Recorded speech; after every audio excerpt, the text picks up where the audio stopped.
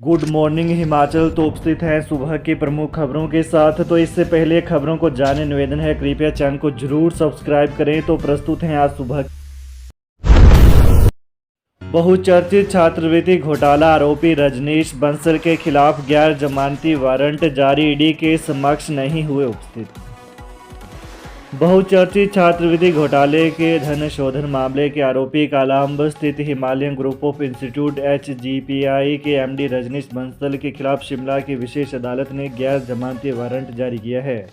हिमाचल में करोड़ों रुपए की छात्रवृत्ति का सरकारी अधिकारियों की मिली भगत से विश्वविद्यालय संचालकों द्वारा घोटाला किया गया है, जिसमें CBI ने 7 मई 2019 को रजनीश बंसल व अन्य आरोपियों के खिलाफ रिपोर्ट दर्ज कराई थी। 8 अप्रैल 2024 को CBI ने रजनीश को गिरफ्तार किया था। बाद में उसे कोर्ट से जमानत मिल गई। ईडी के मुताबिक मामले की पूछताछ के लिए रजनीश के खिलाफ करीब 5 समन जारी किए गए थे। अंतिम वारंट पर 6 फरवरी 2025 को रजनीश ईडी के समक्ष उपस्थित नहीं हुए। हिमाचल में दाखिले के दौरान अभिभावकों विद्यार्थियों को देना होगा नशा न करने का वचन पत्र। हिमाचल के युवाओं को नशे की गर्त में जाने से बचाने के लिए उच्च शिक्षा निदेशालय ने बड़ा फैसला लिया है। अब स्कूलों में 9वीं से 12वीं कक्षा में दाखिले के दौरान अभिभावकों और विद्यार्थियों को किसी भी प्रकार का नशा नहीं करने का वचन पत्र देना होगा। दाखिले के बाद किसी भी विद्यार्थी ने नियम तोड़कर नशे का सेवन किया तो उसे स्कूल से निष्कासित कर दिया जाएगा। उप मुख्यमंत्री मुकेश अग्निहोत्री बोले, HRTC इस साल खरीदेगा 1000 नई बसें, 600 का ऑर्डर जारी। उप मुख्यमंत्री मुकेश अग्निहोत्री ने कहा कि HRTC इस साल 1000 नई बसें खरीदेगा। पुरानी बसों से इन्हें बदला जाएगा। 600 बसों की खरीद का ऑर्डर जारी कर दिया गया है। इसमें 327 इलेक्ट्रिक बसें भी हैं। जिन रूटों पर सवारियां कम होंगी वहां टेम्पो ट्रैवलर चलेंगे। भाजपा विधायक रणधीर शर्मा के सवाल पर अग्निहोत्री ने कहा कि चार्जिंग स्टेशन बनाने को 110 करोड़ रुपए जारी कर दिए हैं। वहीं सरकार 1500 इलेक्ट्रिक बसों को शामिल करने की योजना बना रही है। इसे विभिन्न चरणों में पूरा किया जाएगा। HRTC का बड़ा फ्लीट बदलने के लिए चरणबद्ध तरीके से इलेक्ट्रिक बसों की खरीद की जा रही है। वर्तमान में 327 इलेक्ट्रिक बसों का ऑर्डर जारी किया गया है। इन्हें डिलीवर करने के लिए बस निर्माण कंपनी ने 11 महीने का समय। BEd कोर्स में प्रवेश के लिए 17 से काउंसलिंग करवाएगा HPU शिमला। 20 मार्च तक चलेगी काउंसलिंग। हिमाचल प्रदेश विश्वविद्यालय के centre for distance and online education CDOE ने BEd कोर्स में प्रवेश के लिए काउंसलिंग का शेड्यूल जारी कर दिया है। जनवरी बैच के BEd कोर्स में प्रवेश के लिए यह काउंसलिंग विश्वविद्यालय के सभागार में 17 से 20 मार्च तक चलेगी। काउंसलिंग प्रक्रिया BEd की 450 सीटों के लिए होगी, जिसके लिए कुल 580 आवेदन प्राप्त हुए हैं। काउंसलिंग के दौरान चयनित उम्मीदवारों को BEd के पहले वर्ष के लिए 14,800 रुपये की फीस जमा करवानी। अचानक कैसे फटा गैस सिलेंडर, 2 युवक IGMC रेफर। शिमला में उपमंडल की दुर्गम क्षेत्र की ग्राम पंचायत काशापाट के कंडी में बुधवार प्रातः करीब 4:30 बजे लाइट ऑन करने से गैस सिलेंडर फटने से 2 युवक गंभीर रूप से घायल हो गए, जबकि एक घर को लाखों रुपए का नुकसान हुआ। घायलों को उपचार के लिए महात्मा गांधी सेवा चिकित्सा परिसर खनेरी ले जाया गया, जहां से प्राथमिक उपचार के बाद उन्हें IGMC शिमला रेफर कर दिया गया। हादसे की सूचना मिलते ही पंचायत प्रधान पुष्पा सनाटो, उप प्रधान पन्नालाल कश्मीरी, वार्ड सदस्य राजकुमारी और राकेश ठाकुर मौके पर पहुंचे। इसके बाद स्थानीय प्रशासन और पुलिस को सूचित किया गया। इस हादसे में दीवान 35 वर्षीय पुत्र किशोरीलाल और रवि कुमार 23 वर्षीय पुत्र प्रकाश गंभीर रूप से घायल हुए हैं। धमाके से टीकम दास पुत्र अमरदास के 2 मंजिला मकान को भारी नुकसान हुआ है, जिसमें 2 कमरे पूरी तरह से बर्बाद हो गए। मौके पर पहुंचे राजस्व विभाग के अधिकारियों ने नुकसान का आकलन शुरू कर दिया है। पुलिस ने मामला दर्ज कर जांच शुरू कर दी है। प्रशासन की ओर से टीकम दास को फौरी राहत राशि पर। शराब ठेकों की नीलामी से 150 करोड़ मुनाफा, पिछले साल इतने में नीलाम हुए थे ठेके, इस बार इतना है लक्ष्य।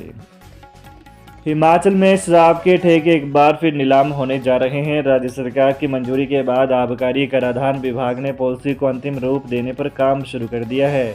शराब के ठेकों की नीलामी से राज्य सरकार को इस बार करीब 150 करोड़ रुपए का मुनाफा होने की संभावना है। दरअसल बीते वित्तीय वर्ष में राज्य सरकार की मंजूरी से आबकारी कराधान विभाग ने शराब के ठेकों की नीलामी से 2700 करोड़ रुपए के राजस्व प्राप्ति का लक्ष्य तय किया था, जबकि इस बार इस लक्ष्य को बढ़ाकर 2850 करोड़ रुपए। हाईकोर्ट ने कहा चतुर्थ श्रेणी को अनुकंपा आधार पर नौकरी मृत्यु केस में प्रचलित नीति के तहत दें। हिमाचल हाईकोर्ट ने याचिकाकर्ता को अनुकंपा के आधार पर नौकरी मृत्यु केस में प्रचलित नीति के तहत देने के निर्देश दिए हैं। न्यायाधीश संदीप शर्मा की अदालत ने विभाग को 2 माह के भीतर मामले पर नए सिरे से विचार करने को कहा। अदालत ने कहा कि याचिकाकर्ता की सेवाओं को उसकी प्रारंभिक नियुक्ति की तिथि के साथ अन्य सभी वित्तीय लाभ दिए जाए। वहीं प्रदेश में वर्ष 2018 तक चतुर्थ श्रेणी में कार्यरत दैनिक वेतन भोगियों को अनुकंपा आधार पर नौकरी देने के प्रावधान नहीं थे। सरकार ने वर्ष 2019 में सबसे पहले दैनिक वेतन भोगियों को भी करणामूलक आधार पर नौकरी देने के लिए नीति संशोधित की। याचिका में 2 पहलू मुख्य रूप से दर्शाए। पहला यह कि याचिकाकर्ता सविता बीबी के पति की मौत वर्ष 2018 में हो गई। इसके आधार पर जो नीति प्रचलित होती है उसी के तहत सरकार करणामूलक। मनाली में शिमला की युवती से रेप, यूपी के आरोपी ने लीज पर ले रखा होटल, इसमें नौकरी कर रही लड़की के साथ किया दुष्कर्म। हिमाचल प्रदेश के पर्यटन स्थल मनाली में एक होटल में काम करने वाली युवती के साथ दुष्कर्म का मामला सामने आया है। युवती शिमला की रहने वाली बताई जा रही है। पीड़िता ने मनाली पुलिस थाना में शिकायत दर्ज करवाई है। युवती ने रेप के आरोप उत्तर प्रदेश के गाजियाबाद निवासी पारस कुमार पर लगाए हैं। आरोपी मनाली में एक प्राइवेट होटल को चला रहा है। उसने होटल को लीज पर ले रखा है। पुलिस को दी शिकायत में युवती ने बताया कि पारस कुमार ने बीते 5 फरवरी को उसके साथ होटल में दुष्कर्म किया। इसके बाद उसे किसी को कुछ न बताने की धमकी भी दी गई। सरकारी कर्मचारियों को तबादला आदेश को चुनौती देने से पहले नए स्थान पर देनी होगी ज्वाइनिंग। हाईकोर्ट सरकारी कर्मचारियों को अपने तबादला आदेश को चुनौती देने से पहले नए स्थान पर अपनी ज्वाइनिंग देनी होगी। हिमाचल प्रदेश हाईकोर्ट ने तबादला नीति में जोड़े गए नए प्रावधान को चुनौती देने वाली याचिका को खारिज करते हुए स्पष्ट किया कि तबादला आदेश की अवहेलना कर कोई कर्मचारी अपनी शिकायतों को व्यक्त करने के लिए सीधे न्यायालय में नहीं जा सकता। न्यायाधीश त्रिलोक सिंह चौहान और न्यायाधीश सुशील कुकरेजा की खंडपीठ ने कहा कि याचिकाकर्ता का यह कर्तव्य है कि वो सबसे पहले उस कार्यस्थल पर रिपोर्ट करे जहां उसका तबादला हुआ है, और फिर भी अपनी व्यक्तिगत समस्याओं के बारे में विभाग अध्यक्ष के समक्ष आवेदन करे। कर्मचारियों को हाईकोर्ट से बड़ी राहत, वेतन वृद्धि को कम करने वाले फैसले पर लगाई रोक। हिमाचल प्रदेश हाईकोर्ट ने अनुबंध सेवाकाल को गिनने के बाद हुई वेतन वृद्धि को कम करने के आदेशों पर रोक लगा दी है। कोर्ट ने याचिकाकर्ता कर्मचारियों को दिए गए वित्तीय लाभों की वसूली पर भी रोक लगा दी है। प्रदेश सरकार ने सरकारी कर्मचारी भर्ती एवं सेवा शर्तें अधिनियम 2024 के तहत अधिसूचना जारी कर प्राधिकर्मियों के वेतन में कमी कर उन्हें दिए गए वित्तीय लाभों को रिकवर करने के आदेश जारी किए हैं। न्यायाधीश त्रिलोक सिंह चौहान और न्यायाधीश सुशील कुकरेजा की खंडपीठ ने विभिन्न कॉलेजों में अपनी सेवाएं दे रहे सहायक प्रवक्ताओं की याचिका की प्रारंभिक सुनवाई के पश्चात सरकार की अधिसूचना पर अमल करने पर रोक लगा दी है।